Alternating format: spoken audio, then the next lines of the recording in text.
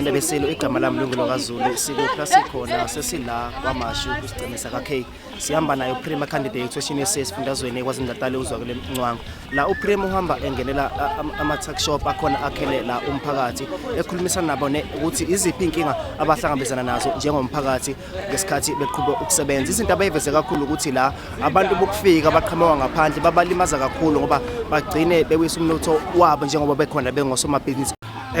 Kokunye kwakho siyakwazi ukuqinisekisa ukuthi mhlambe endaweni yangakithi sibambisane for ukuthi abantu bangaphandle bangakhona ukungena kuma container suke thina esinawo nje umphakathini wangakithi.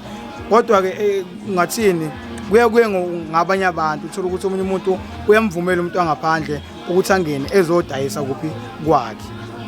We are here to say buy local for local, support local, safety for locals, and #Spaza for locals. We're so proud of enterprises like these, and as Umwango has already said, small business is big business, and we are supporting that as Action SA, and we are saying and we are inspiring all South Africans to do exactly the same. For those who are entrepreneurs within our communities, for them to become bigger and to curb unemployment in our communities, because they can employ locally.